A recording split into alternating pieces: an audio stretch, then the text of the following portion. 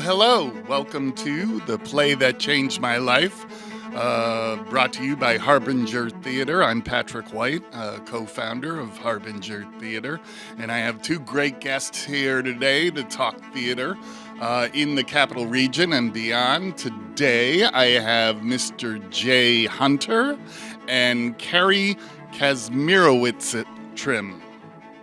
How'd I do? Pretty good. Yeah, not bad. Yes. What's the average? We'll practice on that. Welcome, guys. Very happy to have you. Yeah. Thank you for bringing us on. That's terrific. Yeah. Oh, no. Thank you so much. You're welcome. This is my great boondoggle excuse to just get more theater in my life. So we're going to have a conversation about theater and, what else do we want to talk about? Right. So this is a great treat for me because I've seen you guys a lot, especially in the past year, but I don't really know that much about either of you. So we're going to talk a little bit of background to open up and find out where you're from and how you made it to the capital region and, how you got started here. Jay, where are you from?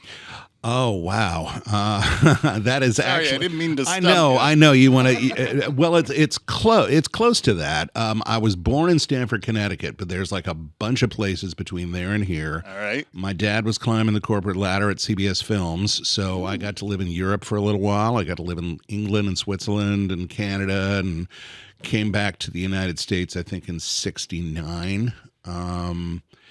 And I got into theater because my mom, between the summer between 7th and 8th grade, my mom didn't want me hanging around the house. I was basically miserable. I'd just been through 1 year in middle school, which is equal to 3 years in Thunderdome, and I just was miserable, moping around the house, and she didn't want to see it.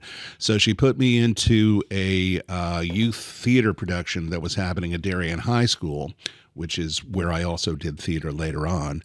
And that was my first taste of a really big show. And What was it? It was Kiss Me Kate. A youth production. Of Kiss Me Kate, and we had some good people who were a few years ahead of me and were the cadre at that point. I had one line. I was the taxi driver in the first act, and I was chorus for the rest of it. But at the end of the show, it's curtain call, and you're looking at a full house standing and applauding you. It's like, yeah, I can do this. And so when I got back to middle school, I immediately tried out for a school show, a one-act play, and that's how I got started. Great. Kerry, where are you from? I'm actually originally from Chatham, New York, so not far from here. Yeah. And I grew up there. I lived there till I was about 18. Then I went to Syracuse, and as soon as I graduated from Syracuse for acting, I moved to LA for about 12. It must have been closer to 13 years. And then lived there for a while, did the screenwriter thing out there, went to go to school, grad school at NYU for musical theater writing. Then this little thing called the pandemic happened. I don't know if you heard of it. And then grad school moved online. It was in the papers for a couple of weeks. Yeah. So I went back to LA because that's where my partner was and finished grad school online. And then after the pandemic, it's not over, but calmed down, we were deciding where we wanted to end up eventually because we both started working remotely at that point. I write video games at this point, along with doing some musical theater writing. And we decided to come back to the East Coast. It was closer to a bunch of the composers that I work with, and we just had the opportunity to move back into one of my family's houses that wasn't being used, and get closer to nature, which was nice after being in LA for so long. Sure. Yeah. So, and I've been back for about a year and a half now. Excellent. Yeah. Do you have a story to compete with Jay's on a youth production, or when did theater bite your... So it's interesting. The first time that I became that I saw the appeal of theater was actually not something that I was involved in, but it was an audition that I saw my dad do at the Ghent Playhouse. And my dad, Tracy Trim, he's a, Oh, you know Tracy? of course. Yeah. He's- Wow. Yeah. He's a lovely guy. He's very sweet, very docile might be the right word. And so up until then, I had never seen him act or anything. And he's, very sort of shy and held back. And I saw him, he brought me to the auditions that Ghent Playhouse were doing for Lend Me a Tenor, directed by Tom Detweiler. And I had never seen an audition before. And he went up on stage to audition for Saunders. And just this whole other side of him came out. He took up space in a way that he never had before. And understanding that theater could allow for that was what first drew me to theater. That is so sweet. Yeah. Hey, what a great story. I love that. Yeah, he wins. He definitely wins. Oh, I mean, It was a tie. It was Yeah. yeah, right. definitely. Everyone's story wins. It's one love in the first set of the evening. By the way, theater's not a competition. Everyone can Since win. when? Yeah, man. Everybody can win. You're absolutely right. And I would never describe your father as docile. I saw him in Inherit the Wind. I've seen him in a number of parts. Not recently, but no, docile is not the word that comes to mind. What did he play in Inherit? He was, I can't remember, he was one of the two. Yeah, One of the two lawyers. He Okay. was all right. Drummond. Yes. He was Drummond, I believe, and George Filiu was Brady. Yeah. It was that's they did a couple of fabulous. great shows together. Yeah. They did Heroes, I think, together. Maybe. They also did 12th Night together, I want to say. Yeah. Yeah. As Andrew and Toby, I think. Which Yeah, I sounds didn't get right. to see, but I'm sure was fantastic. Oh, that's awesome. Yeah. So you went to school in Syracuse. How was that? That was fun. It was good. It was I went for acting in the acting program, and What year was this? I graduated 2010. Okay. Yeah. So He's a child. I was going to say this is the old white man edition of I was about the to play that say, changed yeah. my life. But you're an honorary old white man. oh, thank you. I'm on my way. That's Yeah. right. You'll get your certificate at the end of the podcast. Thank you. Okay. So you went to Syracuse 2010. They have a fine program. And did you work at all with Syracuse Stage? Yeah, I did get to work with Syracuse Stage. I was actually the literary assistant for the dramaturg there, Kyle Bass, who is now the resident playwright for them. And what else? Oh, I was also the understudy for a production of The Lieutenant of Inishmore, directed by Bob Moss, who is one of the founders of Playwrights Horizons. He was the artistic director at the time at Syracuse, and that was a fantastic experience. Working with Bob was wonderful. Not on that show, but he directed for the school a production of Room Service, if you know that. Yes, Like, I do. Yeah, and that is the first time that I really felt like I came to understand comedy, because opening night, everyone was like, you all understood the tone and genre of farce so well, and it was to the whole cast so confusing to us because we never talked about the genre of farce once. And so I asked Bob about it, and he was like, yeah, all I did is talk to you all about stakes, and I made sure all of your stakes were ramped up to 11, and then the tone comes out through that because you all care so much and you're all trying so hard. If I was just be farcical, it would have been terrible. But by having you care so much, that's how you make comedy happen. And that was a great lesson for me. Awesome. Yeah. That makes a lot of sense. You got to talk to me sometime about Lieutenant of Inishmore and how to train a cat to do that, because I would love to do that play, and I just read it and go, what? I'm trying to remember what we did because we did not have a live cat. So I'm trying to remember Okay. how they did the ending. I got to think about that. All right. Yeah. All right. I need info. Yeah. But that was so much. They had the same guy who did the Blood for Evil Dead, the musical off Broadway, where they had the splash zone. Yes. Yeah. And so just the amount of blood spray in that show, and they did an all white set to really highlight it. It was fantastic. Oh my gosh! Oh, In the front boy. row gets ponchos like Like Gallagher. Gallagher, yeah, exactly. Yeah. Oh, great! Martin McDonough play. I love Martin yeah. McDonough. Yep. Yeah. Jay, school. You go- Emerson for I went there for theater. Went there in '77, and freshman year a whole bunch of stuff happened. Major Rob Zombie horror film, and at the end of the year, I had somebody tell me, because I went to Emerson not only because of theater and everything that it was, but also because they had radio as part of their curriculum at the time, and I wanted to do that for years because I grew up in Connecticut, so I was listening to New York City radio growing up. So I was listening to WNEW, Allison Steele. I was, Don Imus was one of my major influences, and that may explain why pretty much every show that I've ever done sounds like a morning show. But yeah, jazz. so I got the first time anybody told me that I could do something else other than theater was when somebody at Emerson says, you could do radio for a career. And radio is marginally easier to get employed in than theater. It's a relative thing. It's like inches. But I did that for 13 years in the pros, and I've been doing, for the last 11 years, I've been on WVCR doing Jazz 2K at the Saint. So you're starting your holiday extravaganza. Holiday extravaganza. It's like a 4-week thing. I'm going to be doing associated with. I'll dedicate it to Mrs. Packard. This weekend show is Women in Jazz 2K 2023, and it's just some of the amazing women jazz players that are out there. There's more later on in the month when I do the rest of the best, which is the stuff that didn't get an award, didn't make the top 10, but I love it anyway, so I'm playing it. It's my show. I don't care.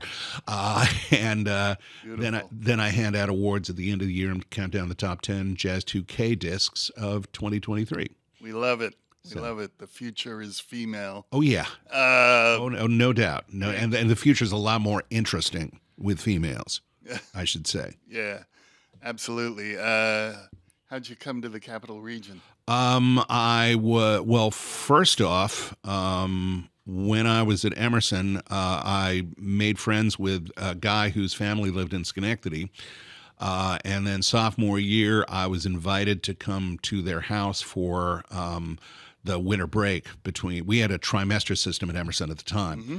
And term 1A was like 6 weeks, and then you quit in February. My family had moved out to Los Angeles at that point, and I didn't want to go back there at all. So I was invited to that house, and that's how I first got into Albany.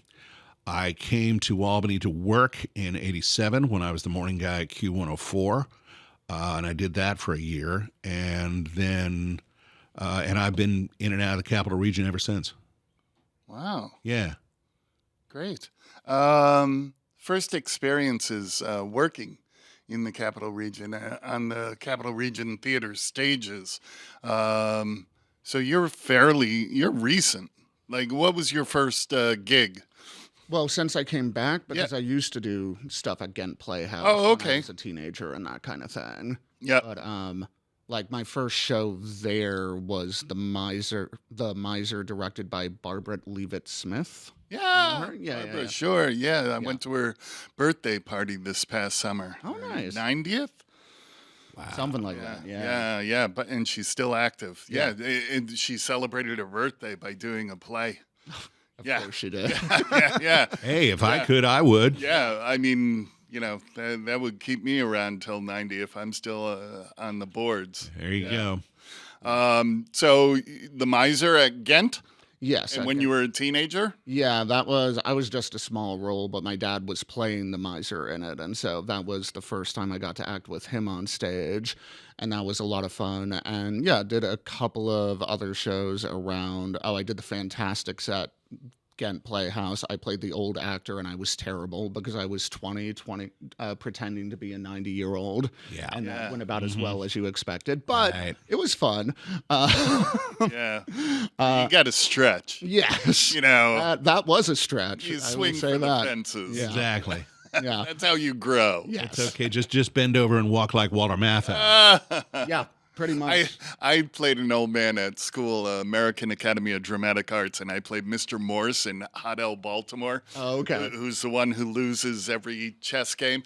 And we had just learned stage makeup. So I was going to pull out all the stops, and I did like 2 hours of makeup, right? And you put your different colors on your hand, so you could apply it off the skin tone.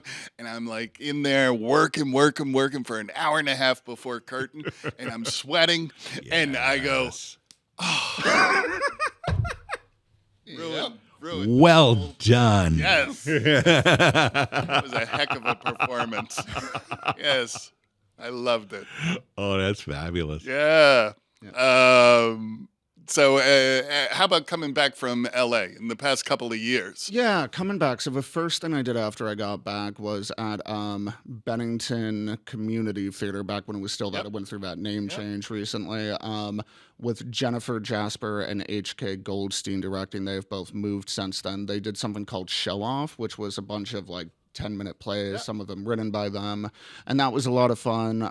Got to do that with my partner, Tanya. That's how I met Janine, who I then did End of the Rainbow with at Curtain Call a few months ago. That was how she knew me and reached out to me about that because we did that show. Awesome. Yeah. After Show Off, I did some readings at Bennington, including a reading of a play that I wrote. We did a performance of there. That was a lot of fun. And then one of the shows I really loved recently was with Outer Loop Theater.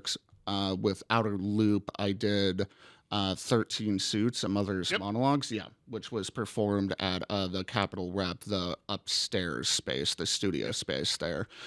And that was a really powerful, meaningful piece. That was the one about Patrick Duff, who was from Schenectady, Niskayuna, and was killed in a car accident. And it was co-written by his mom, based on poems she had written in the 2 years after he died. Wow. And that's how I met Benita. She was in that show as well. And I played Pat in that, and that was just a really powerful, moving thing to be a part of. Because I had lost a family member in a car accident when he was in his early 20s, and so there was just a lot of parallels there, and so being a part of something that honored that kind of thing meant a lot. And then since then, I did a production of Romeo and Juliet as Mercutio.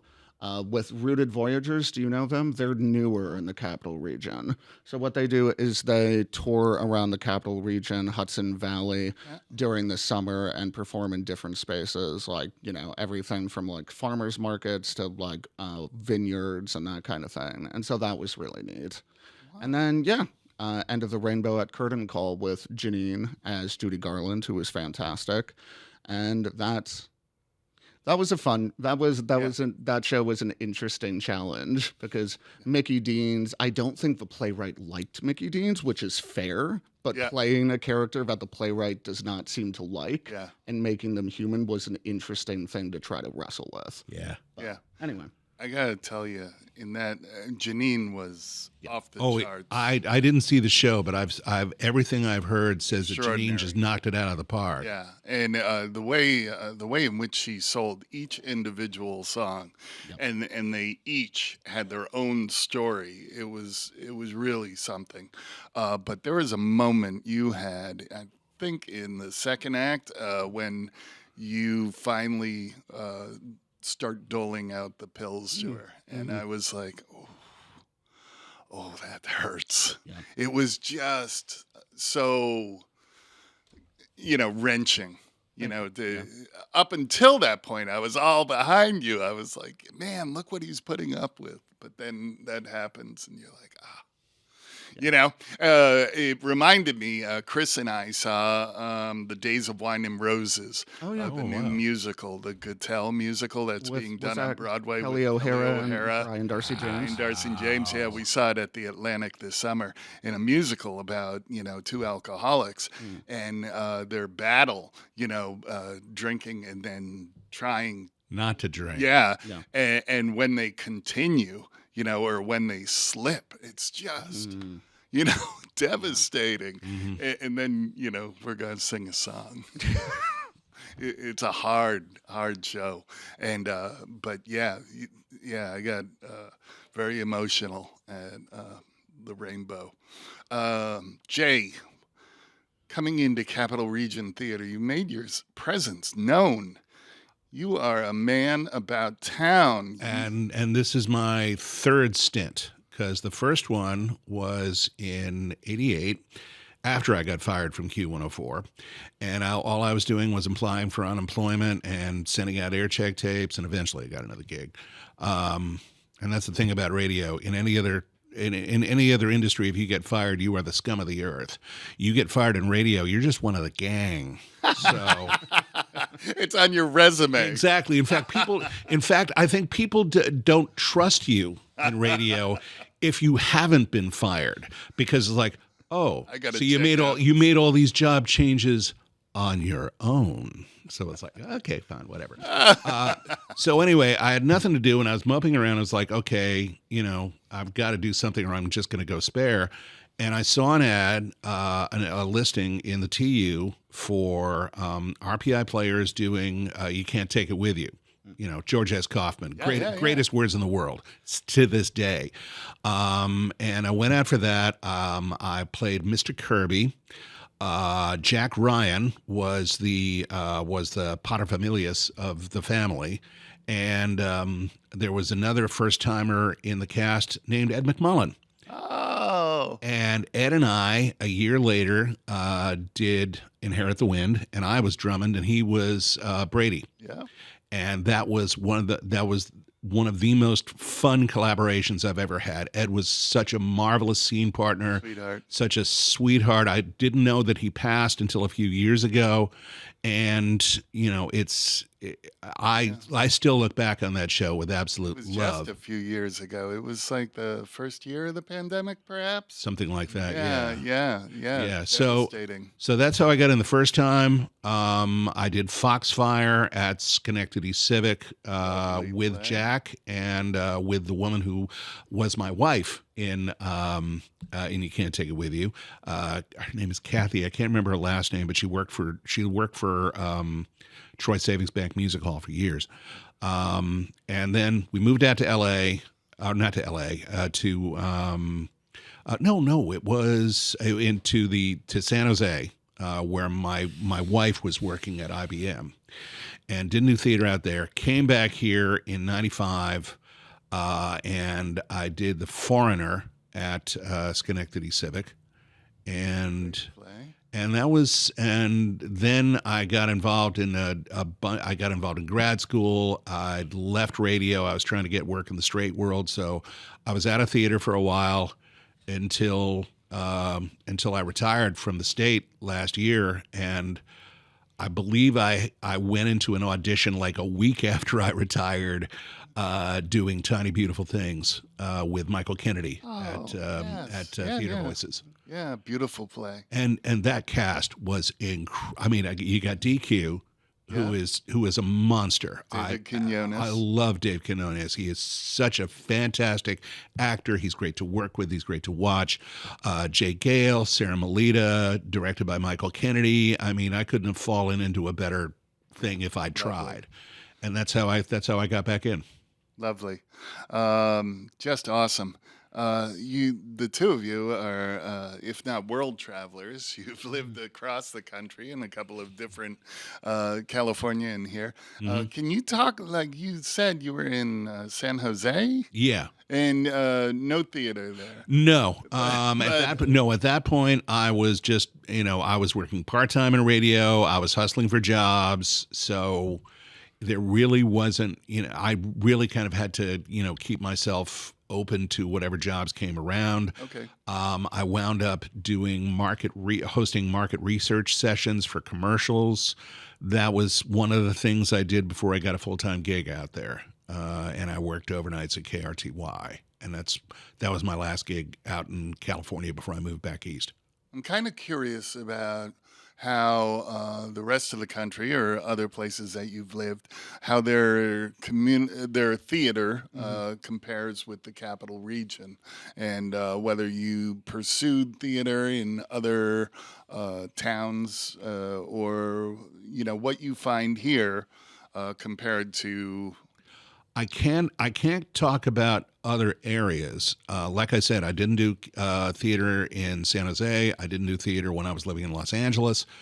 I will say that from the time that I first got in '88 to now, the scene has just exploded exponentially. I mean, that list we have on the Facebook page of all the theaters in the capital region, all the icons, it's like quadrupled since then. And also the scene is better because there are people who are doing more risky material. Harbinger has been a major push on that just this year alone. You guys have done some incredible stuff, and of course Mrs. Packard coming up. But yeah, some of the material that's been done out here by Harbinger, by Confetti, by a bunch of other theater groups, it's so much next level than it was back when I first started around here. Yeah. You know, people are really doing, we don't just want to do theater. Everybody wants to do theater, but there's theater that, I don't like the phrase makes a difference, but at the very least is different than the normal run of fare. The Facebook page that Jay's mentioning is 518 Theater Artists. Yeah. Please join us and follow. Well, it continues to grow, and as it grows, there are more people involved, and there are still productions like everyone has to do 39 Steps, or Boeing. Yes. All My Sons. There are productions where we'll have 5, 6, productions, but you kind of have to find new stories. I mean, it's just like you can't. Yeah. I mean, I get why. Like, for instance, I'm working with Classic Theater Guild, that's working with, although they are doing Steve Martin's play, in the spring, but they've been pretty classic, basically, and I think that's good for people, for audience goers who want that kind of thing, who want something that is tried and true. But now the Capital Region theater scene basically appeals to everyone, whether they want old, whether they want new, whether they want risky, whether they want safe. All you got to do is look around for it. It's around here somewhere, and you'll find it if you just take 5 minutes and look. Yeah. Great. Yeah, I was involved in the LA theater scene for a long time, both as a playwright and as an actor, and it generally felt, it was interesting. A few years ago came back to visit and ran into someone that I knew here, and was talking to him about LA theater. We somehow got on the subject, and he was like, "Oh yeah, all of that stuff is terrible." And I was like, "Have you seen LA theater?" And he's like, "No, I just know." And I'm like, "Well, then you don't know what you're talking about." So there's this weird stigma around it. But I would say part of that is that the LA theater generally falls into two categories for the most part in my mind. There's a small group of people who think doing LA theater is going to be their big break, like an agent or a casting director is going to come and see them, and so they're not really doing it. I mean, there is still a love for the art in some way that's manifesting, but it's not really about the show. It's about, I want to get seen, and that stuff isn't as fun. But there's also a ton of people in LA that, because they're either making or trying to make their livings off of TV film, are really just doing LA theater because they love it so much. It is fully coming from passion, and therefore there is some really interesting stuff that gets done there. I agree with Jay that there's a lot of really cool stuff that gets done in this area that, isn't just the classics. The one thing that there is more of in LA, but I'm curious to see if it eventually moves further this way, because it also happens in New York City, is immersive theater. There is a ton of immersive theater in LA. I used to write for an experience called Wicked Lit, which every October would perform in an actual mausoleum and graveyard and do play adaptations of classic horror stories like Edgar Allan Poe stuff and that kind of thing. And that was really neat. I also saw an immersive production of One Flew Over the Cuckoo's Nest, where they rented a whole warehouse space, and when you came in as the audience, you were put in the clothes of the inmates, and you were one of the inmates with them for a while before the play actually started. Now, this may not be everyone's cup of tea, which is fair, but it created a sense of community, which actually really worked with that show because it was about these inmates in the community that they form around the protagonist Mac, I want to say is his name. R.P. McMurphy. Yes.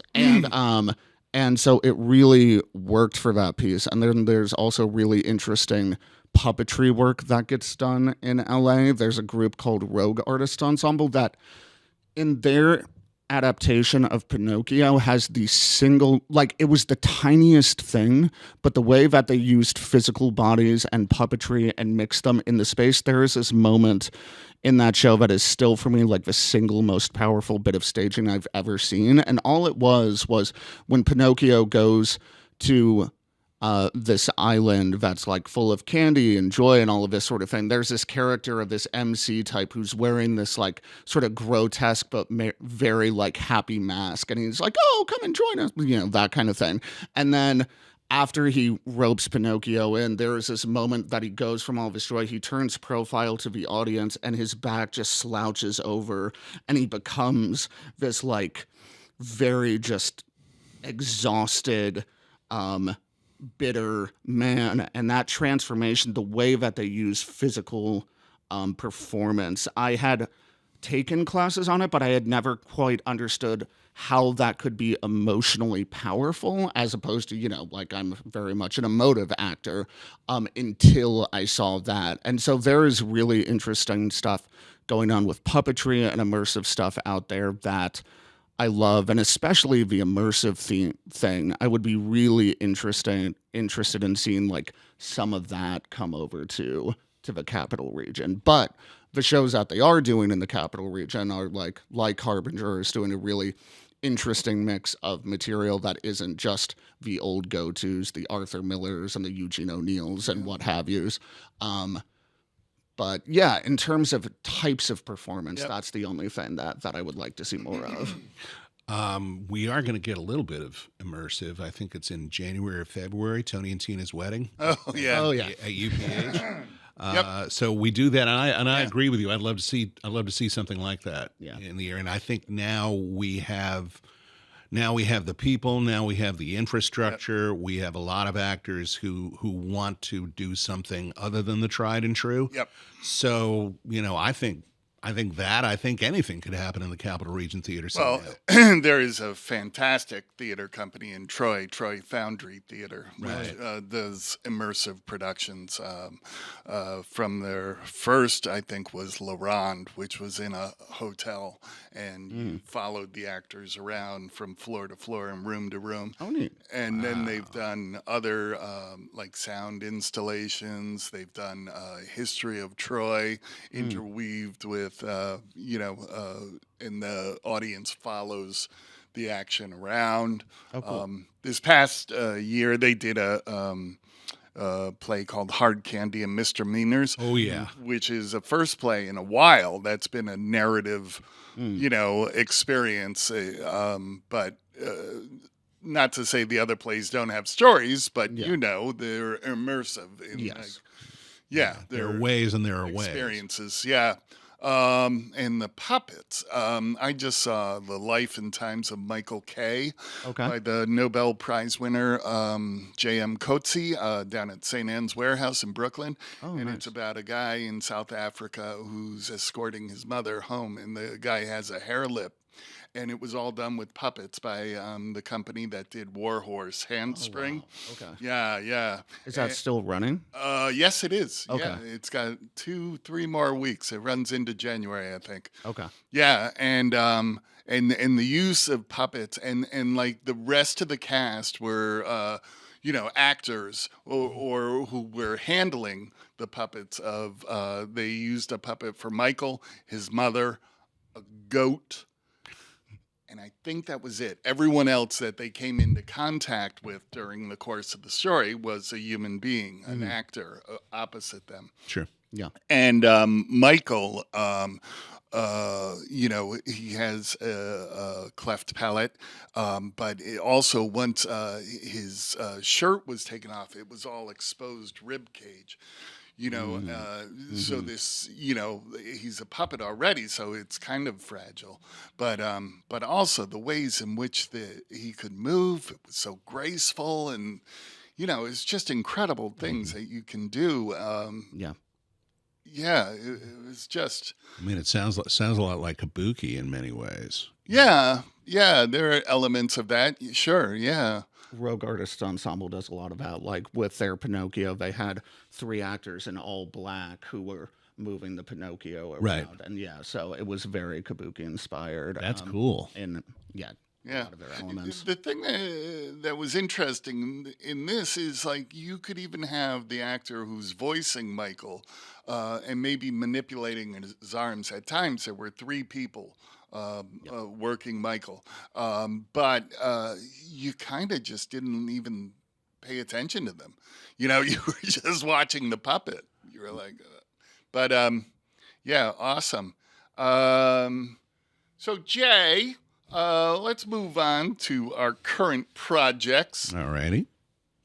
You're the man. Man with the bag. That's right. The man with the bag and the beard. That's right, baby. Definitely the beard. I mean, it's like if you can take a look at this, this is like day 75 at this point. I started shave November. No. I stopped shaving like the day after All in the Timing at Theater Voices, and I got my hair cut. I got the beard trimmed. It's like, okay, we're just going to go from scratch and see what it comes out Who are to. you And this is what playing, it's. Jay? I am Kris Kringle. Oh. A gentleman who is causing a lot of problems simply because he says that he's Santa Claus.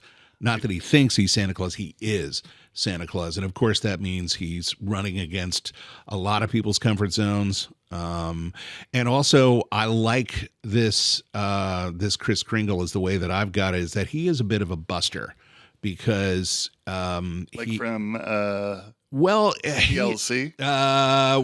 Kind of. He has to deal with a lot of people who think he's crazy, so he has to jump through a lot of hoops in order to get what he wants. And the one thing he really wants, bottom line, is that everybody does what Christmas is supposed to be all about, which is peace, goodwill, and helping others. Of course, it's very, very different now. The Christmas season begins on November the 1st. And the great thing I like about this play, and this goes back to the source material. This play is with Miracle on 34th Street. Oh, there you go. And the thing that I say that I'm probably the biggest curmudgeon in Capital Region Theater. Fight me. But one of the major reasons I'm a curmudgeon about Christmas is what Chris talks about, that corporations and commercialism have taken over the whole season, and the whole what the season is supposed to be about has disappeared. So that's one plot line that goes through it. Yeah, it's an interesting Christmas story. When does it date from? Theoretically, there hasn't been a lot of changes in the script from the original source material in the 40s. There's been a couple of changes, but by and large, it's still, Yeah, so in the 40s, and I imagine, Christmas has just grown, exponentially, with the commercialism. But that's the interesting thing, is that I think that was kind of why when they marketed the movie, they didn't mention that at all. It's just a love story between Loretta Young and the guy who plays the lawyer. And then there's this little picture on the poster of Edmund Gwenn and Natalie Wood. And Edmund Gwenn is not dressed as Santa Claus. He's just, in a suit or whatever. So you don't know what the subplot is until you get there. And this is back when people couldn't even spell commercialism, let alone know what it was. Now, of course, people are... At the heart of the story also is a fight between Macy's and Gimbel's. Yeah, Macy's and Bloomingdale's. That's the other update, since Gimbel's, unfortunately, is no longer with us.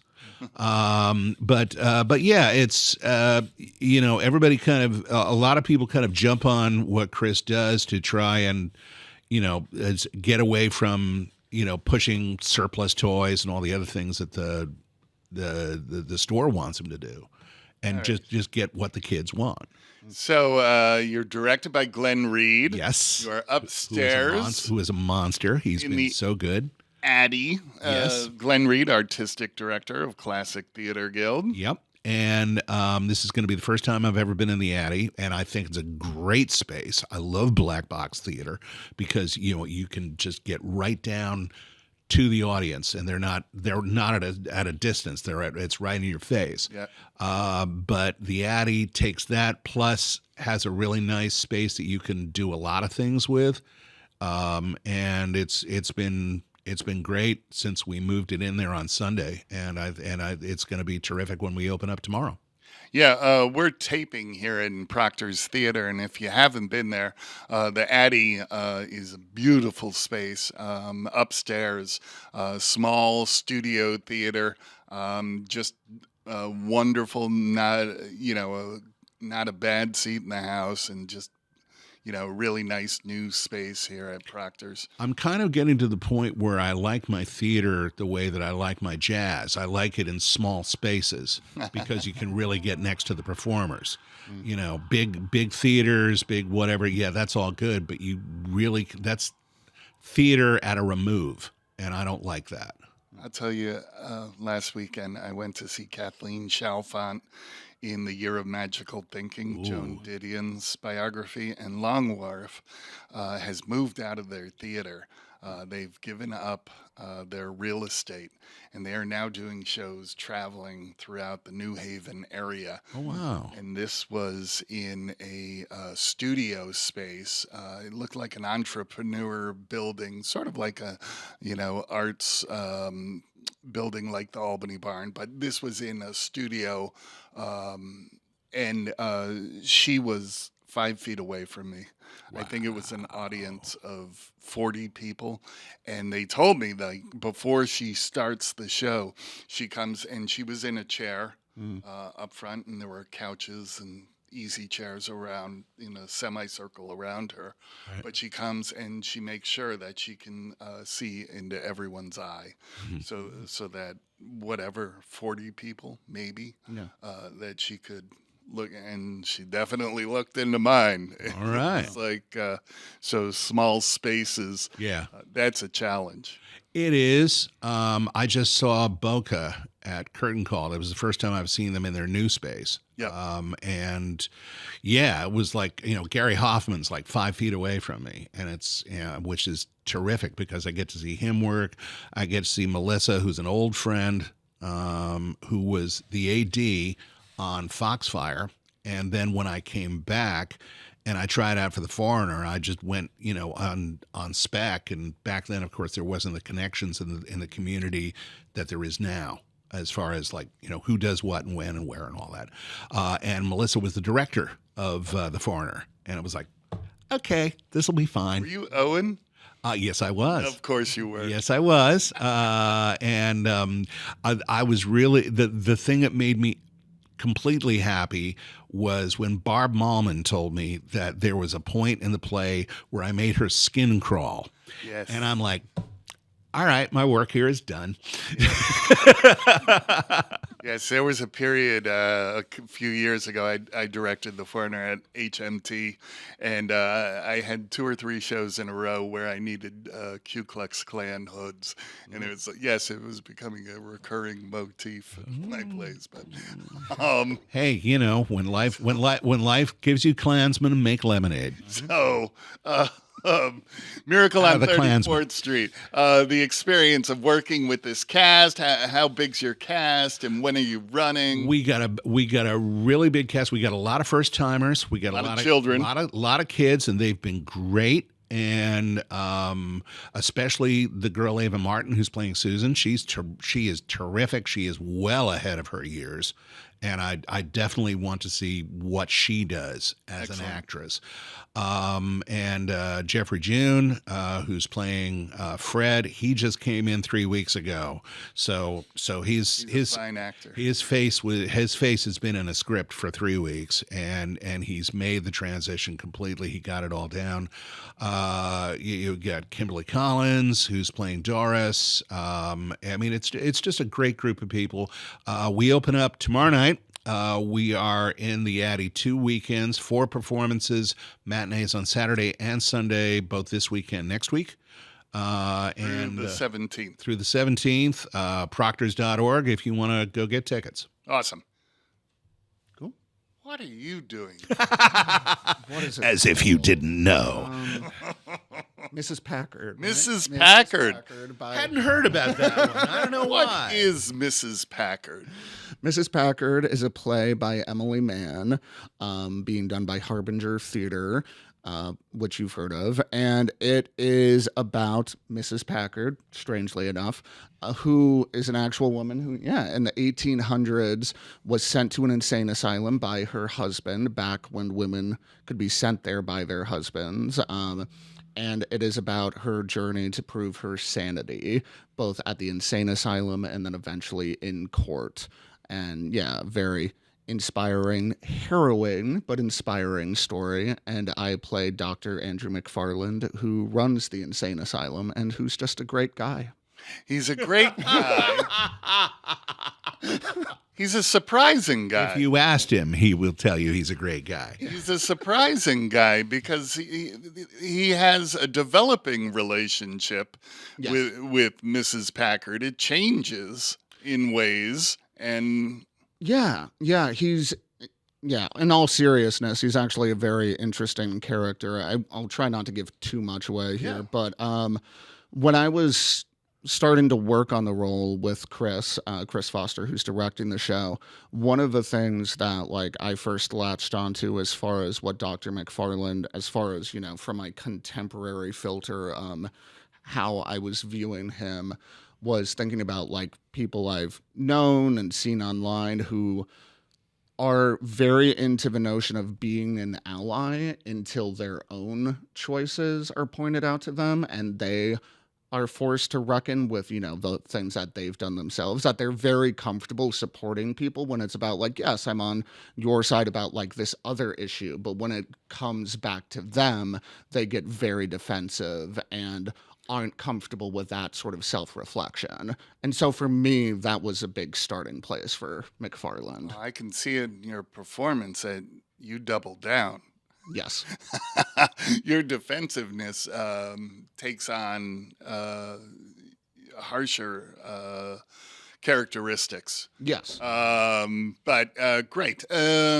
Something, because, Harbinger is, a theater company that, I'm a co-founder of, and I selected this play along with a group of people. Mm-hmm. So when you first read this play, what was your reaction?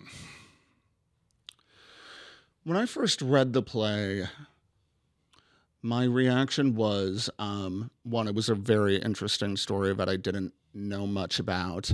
And then it was that reckoning with asking the question, and then very quickly the answer was obviously yes, but is this something that is still relevant? And then being yes, unfortunately, it very much is. Mm-hmm. This level of misogyny, this way women are treated. You wish that this would feel period in the notion of I can't believe people ever treated women like that. But sadly, that is not the case. And so it had me thinking about that, about, how some things legally have changed, but how little in terms of dynamics between people and genders and what have you, how little a lot of that has changed. And so even though there are all these specifics in the case that are no longer legally relevant, when you get down to the person-to-person relationships, the amount of that still unfortunately holds true is what I thought about a lot after reading the show. I got to say, one, it was shocking that I'd never heard of this woman. Yeah. I had no idea who she was. And you're thinking, well, this seems to be. But this woman not only freed herself, but once she was freed, she changed laws in 34 states, campaigning for women's rights and human rights about who can be declared, mentally ill and committed against their will. But the topic of women's autonomy obviously struck major chords after the overturning of Roe v. Wade. Yeah. And I love doing plays in history because you can look at our own times without bringing abortion. It's got nothing to do with abortion. No. But you can look at these issues and see, how this has gone through, time and how we are still dealing with it. I mean, 1860. Right? And I can top that because when I tried out for Mrs. Packard, I had just done an original play up in Glens Falls called Movers and Shakers by Grace Denius, who is 16 years old and she just boggles my mind just what she could accomplish if she really focuses on it. That was about a woman, an incident that happened at the Waterville Shaker settlement. And this is back in 1817, where, as I said in that article, in the interview that I did with Chris for Radio X, it's like back then it was like women had the same rights as a horse and a wagon and could be disposed of pretty much just as easily, So like Chris said, there was ample precedent for the stuff that Mrs. Packard went through. So, it's when you think that women's rights are relatively new in this country and they're still being attacked. Taken away. Yeah, exactly. Taken away. Yep. And that's part of a party platform.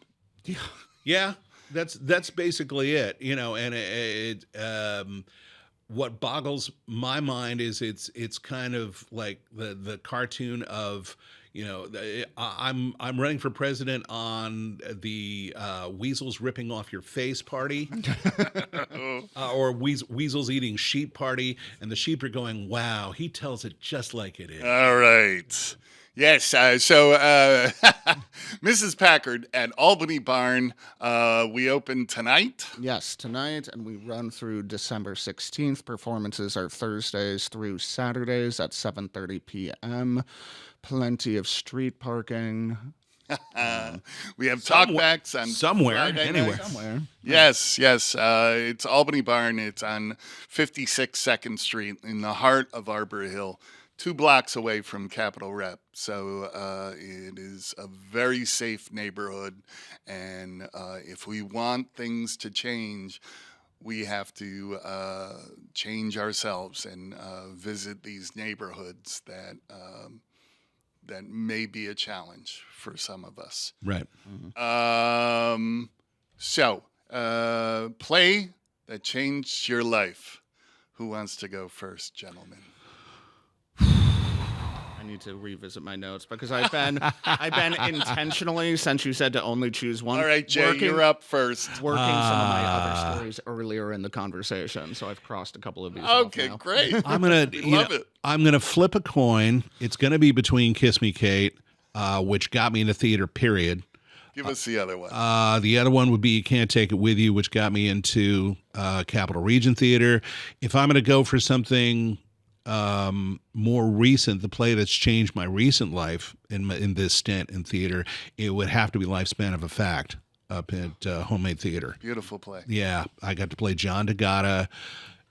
I mean, that whole production was a dream. I mean, not just the words, which were fantastic, and I think a lot of them got by a few people because there was stuff that we were laughing about, and people just kind of like, okay. But Yeah, it's a pretty wordy, dense play. it is a very wordy and dense play, and it gets into a lot of the things that are both good and bad about publishing. And all the things that publishing runs into nowadays, because publishing is a lot like theater. It's under attack from an economic standpoint. It's under attack from, other mediums taking away viewers and eyes and whatnot. But I got to play John DeGata next to Keaton Poore, who is going to be terrific. And Barbara Miner, who is terrific and who directed me in Movers and Shakers later on. She was the reason I went up there, just because I wanted to see her as a director, because she was so great as an actor that I wanted to see her running things. And it was like, yeah, that's exactly what it went exactly the way I expected it to go. So Awesome. yeah, so hopefully I'll be able to work with those people in the future at some point. Yeah, it was a beautiful production. Yeah, thank you. And I thought it was very funny. I was laughing. Yeah. Well, you're the kind of person that I want at my show. Great. Carrie, you're up. Yes, and I assume musicals are okay, right? Yes. Okay. Yes. So in that case, I'm going to go with Next to Normal. And the reason I'm going to go with that show is for a couple of reasons. One, I have a direct family member who has bipolar depressive disorder and has struggled with that most of her life. And one of the most powerful moments for me in terms of like what musical theater can do, and it's one of the reasons that I really wanted to try to get into writing musical theater, was I happened to be at their house watching the Tony Awards that year, and they didn't know anything about this show. They had like zero context for it, but they were watching it with me, and they Next to Normal performed their musical number, and by the end of it, this person was just like in tears because it resonated so deeply. Even without understanding the rest of his story, there was something about the way that they used the music and the lyrics in the show that resonated on a deep level as far as what their experience was with dealing with this their whole life. And for me, that was really eye-opening because, with plays and everything, like, you can use words, you can use stage pictures, physicalization, and everything to express story. But with musicals, what really excited me about that was, especially with the genre of rock musical, it's usually a tough genre to do really seriously. It's not impossible, but because rock music lives at such a heightened level, finding a way to do that where you're not making it a comedy, where you're not, like Bat Boy and Heathers and all of that stuff is fantastic, but it's intentionally living in this sort of absurdist world, and therefore this very heightened style of music works. But to use that music and have it sincerely convey the emotional lives of the characters worked so well for this story, because for this character who was dealing with bipolar depressive disorder, the state that had her in most of the time, it justified rising to that type of music, living in this rock world, because that is how emotionally she existed. And seeing the way that different types of music could convey character and emotional lives in a way that felt really authentic for people was just a huge moment for me as an artist, both in terms of the theater I like, but also the theater I want to write. So. Wow. Yeah. Great. Wonderfully said. Next to Normal's been in the news a little bit lately. There was a Donmar Warehouse production in London with Cassie Levy, I believe her name is, and it's moving to the West End in the spring and hopefully to New York. It has not been revived since winning the Pulitzer in its original run, and it's being produced at Barrington Stage in Pittsfield this summer. Oh, is it? Cool. Yes, I'm going to see that. They announced 2 musicals this week. They announced Next to Normal, and they're doing La Cage aux Folles. Oh, which is so much fun. So the play that changed my life this week is You're a Good Man, Charlie Brown. There was a student of mine, Liam Pickett, who was 31 years old, and he died at Amsterdam High School. He was a chemistry teacher there, and just last week he passed away from an aortic aneurysm. Oh, man. Yeah. Sorry. Thank you. And he started a theater camp for kids. He was a student of mine. He studied with my private acting class on Saturday mornings. But at Doane Stewart, he started a theater camp for kids. And he ran it at Albany Barn, Right. which is very amenable and open to working with new groups and renting their space out and putting up productions. And he started a theater camp. It was Footloose Theater Camp, and it ran for 3 weeks last summer. And he was the director and owner and chief bottle washer, and he directed and choreographed You're a Good Man, Charlie Brown. He hired a music director, and I went down to see it. I was working my own theater camp at Not So Common Players. It's not mine. It's Not So Common Players. Right, yeah. I do the acting coaching on Newsies. So I stopped down and I caught this production of You're a Good Man, Charlie Brown, and it was wonderfully cast. He used all the kids and all their abilities, and they just had so much fun. And I remember I was the only one in the audience. It was like he invited me to a dress rehearsal. It's the only time I could make it. And I remember him coaching them on how to take a bow. And it just, floored me. I have to say, theater camp was one of the things that changed my life. I did 2 summers. One summer down in Wyndham, as a matter of fact. That was the first time I ever did Shakespeare. And the first time I did straight plays for a whole summer. I'd basically just been doing musicals and one acts. But I got to do Midsummer Night's Dream. I got to play Oberon at age 15, which was interesting when I came back to do Theseus last year for Confetti at 63. But yeah, it's like the lovely thing about theater camp, among other things, is that it confirms to kids who have been doing theater but not in a really supportive situation, either through their families or through the schools that they were involved in. And the first time I got on the bus, we were an hour outside of New York heading to Lake Sunapee, where the camp was at that point. It was like, I found my tribe. Yeah, I was just thinking that. That's it. It's like, I'm not alone. There are other people who think the way that I do. Yeah, the island of misfit Oh, toys. yeah, you bet. You bet. There's a lot of misfit toys out there. We're a lot. You need misfit toys to keep this world interesting, darn it. I was just thinking that because I got involved with a summer camp. My mother heard Ellie Pankin or someone on WGY, and she got me hooked up with a summer playground program at Shaker High School, and Kiss Me Kid as a youth program. We did Cuckoo's Nest as a youth program. Yes, we had a 15-year-old Martini, and I was 16, and I played Ruckley, the catatonic who is crucified on the wall. Right.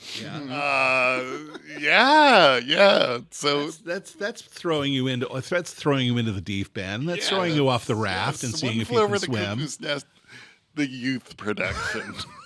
Yes, I was hooked forever. And I came up, the character had one line, which cleaned up was "to hell with them all."